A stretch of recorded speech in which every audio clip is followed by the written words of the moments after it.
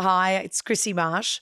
I really wanted to talk to you about a whole heap of different things today, but what has led me to this point is what has happened to us so far this morning. You know, when you start your day, and I really do believe the mindset that you get out of bed with and the mindset and what happens to you at the first part of your day will basically shape the rest of your day. And I pretty much think you can, you know, relate that to life as well. So, for example, if you get up, you have a shitty morning, you stub your toe on your bed, you're still not in great space. So this morning we went to film the podcast and Kyle, our producer, got up, one thing broke, then the next thing the battery on the camera wasn't working. The next thing, the lights were having problems.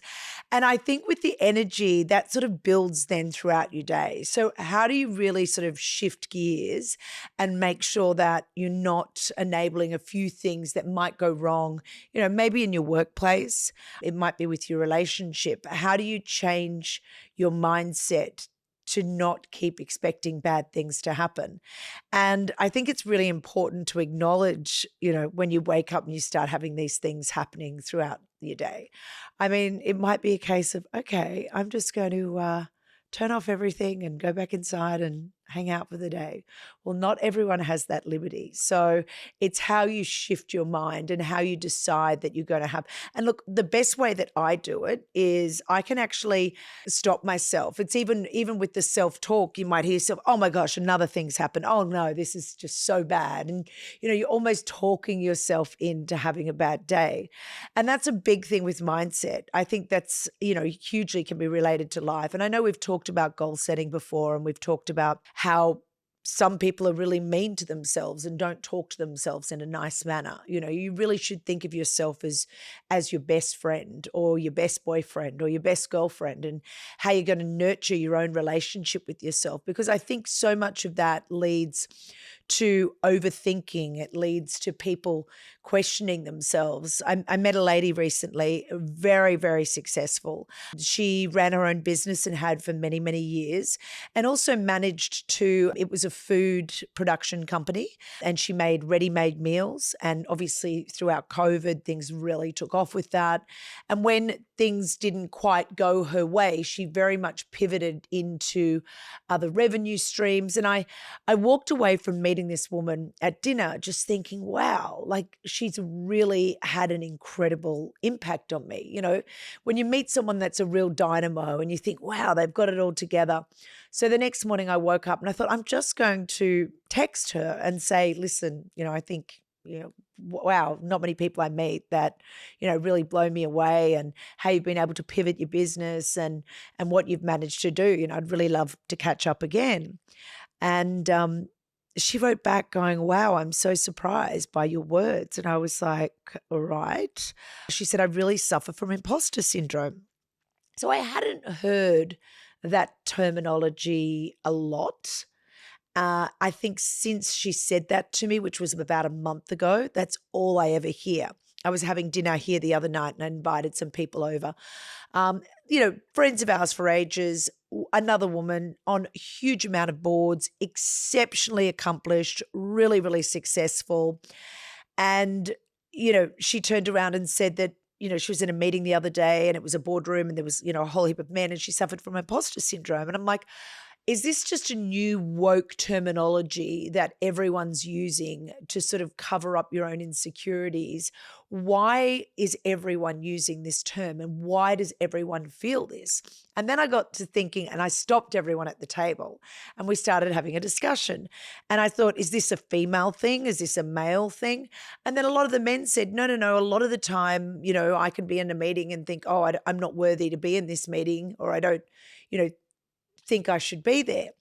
And then I was talking to my daughter Milana about it, and she goes, Mum, if you're going to do your podcast on this, the last thing you need to be saying is that you've never suffered from imposter syndrome and, you're so perfect. And I said, well, no, I haven't suffered from imposter syndrome. Yes, I've suffered from situations where I think, oh, maybe I'm not up to the standard, like when I started at Ritz Carlton and there were all these amazing accomplished salespeople and I was just starting out. But I also gave myself the slack to think, well, I'm still learning the role, maybe I'll, become more accomplished. I never thought that I wasn't worthy to be here. So then with the discussions, we went on to talk about, I said, well, I've got a really amazing relationship with my father. Do you think this is something to do with upbringing? And then one of the women said, well, yeah, I don't have a great relationship with my father. And then someone else said, well, I do, but I still have suffered from this imposter syndrome.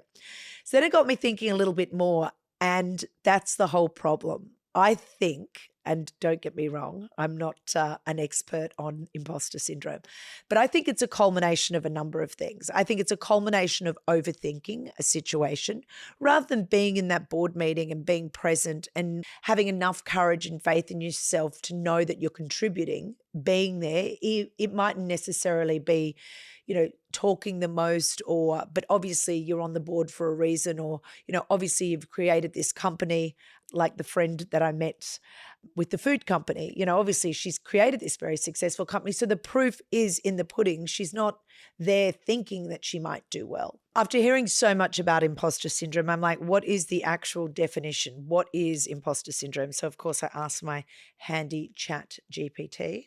And imposter syndrome is the feeling that you're not as competent, skilled, or deserving as others believe you are. See, that's the whole point there, as others believe you are. So you might think you are, but you think others might not think you are. Even when there's plenty of evidence of your abilities, people who experience it often worry they'll be found out as a fraud.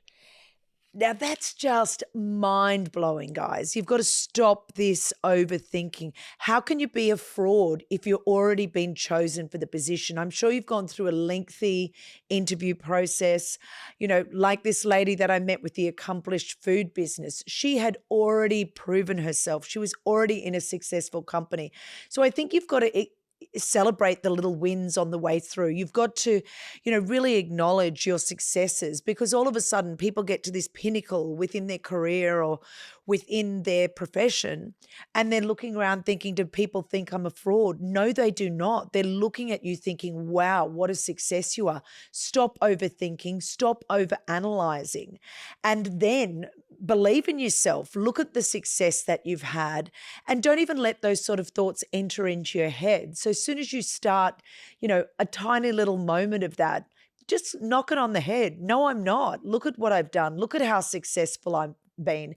And I think it's sort of a fashionable term. It's sort of self-deprecating. Oh, I suffer from imposter syndromes. And then people go, oh, well, no, wow, you're amazing. You're incredible. So if you're looking for the sort of, adoration and people to reconfirm your success, I don't think that's the best way to go about it. I think if you do feel that you have imposter syndrome, that's something that's, better left in your own head and squashed.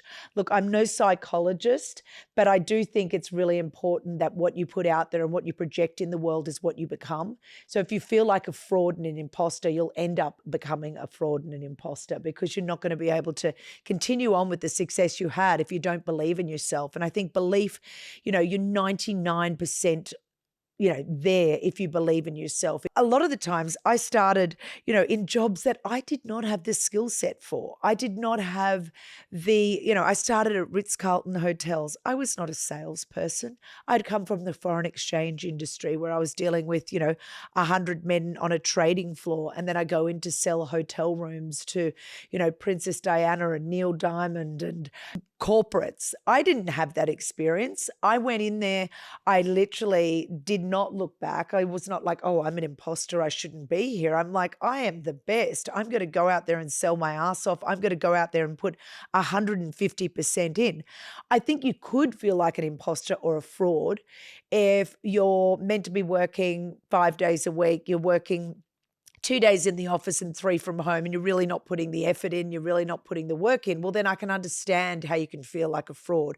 However, if you're working your ass off, giving it the best shot you can and getting great results, how can you turn around and say, I suffer from imposter syndrome? Don't let those thoughts get inside your head. Keep going 100% all the way. The two things I think these women when I met them, both had in common was they already were really successful. And a lot of people say that imposter syndrome happens if, you've been given a promotion and you've been put into an area that you mightn't think you've got the success or the credentials for. However, both of these women were very successful already in their careers. So then I really think that these women are afraid of losing that success. They're afraid of not being able to recreate the success that they've already had. So they've gotten to a point in their careers, and do these women feel like this is sort of, not a glass ceiling, but they've really, capped out or maxed out at their potential? Imposter syndrome is a woke term that people have decided to pick up and use and run with if they're not feeling 100% comfortable in a job, in the position they might be in. And that is a culmination of a whole heap of things. So if you're suffering from imposter syndrome, I'm not saying it's all of these things, but you need to be aware of all of these things. One, you're overthinking your job, your ability, the situation you're in. Unless you're ratting out on the job and only going into work 2 days a week, and the 3 days from home you're sitting getting, spray tans and hanging out and reading to your dog, then there's no reason why you should have imposter syndrome. If you're constantly want perfection within your job and within your role, and that's why you're suffering from imposter syndrome, well, you're going to continue to feel that because that's just ridiculous. There is no such thing as perfection. Obviously, you always are striving to be better and better every single day. I also think that it's the fear that you have of your own success, the fear of you have of your own failure. It could be either of those two things. But it's something like what I said about anxiety. It's a word not to be used. Do not use imposter syndrome. Do not say you feel that you suffer from imposter syndrome, because I think you're saying to people, I do not think I am worthy, or you're wanting people to tell you how fabulous you are, and no, that's wrong, and look at the position you're in. It's really it's a self-deprecating terminology that is really not that kind to yourself. And you know what? You're not going to sit at a table and go, oh, look at how successful I've been, and look at how amazing I created my own business, and I'm just incredible. But no, when my daughter said to me, oh, don't sit there saying that you've never suffered from imposter syndrome. Well, I haven't, because the reason I haven't is I don't overthink things. When I am successful at something, I take that success and I take that win and I celebrate that win. I don't sit and go, oh, I shouldn't have done that, and maybe I didn't know how I did that, and why should I have feel successful over that, because really I shouldn't be here and I shouldn't be in this position. That's crazy. If someone's employed you to do that position, you're doing a good job and you're having successes, well, how can you feel like an imposter? Who else is going to be in that position that's going to do a better job? You've got to realize, if you have had these successes within your industry, within your career, within your company, you've got to take those and enjoy those. To put a label on yourself and say, I have imposter syndrome, you're just a person like everyone else. By putting silly labels on yourself, you're putting yourself into a box, and it's taking away from what you've actually achieved. And I think that's a really, really sad thing, because, you don't have to crow from the rooftops, but you don't have to put yourself down in terms of your achievement. Write yourself off in a number of other ways, but not certainly when it comes to what you've actually achieved and the fact that you have gotten there yourself.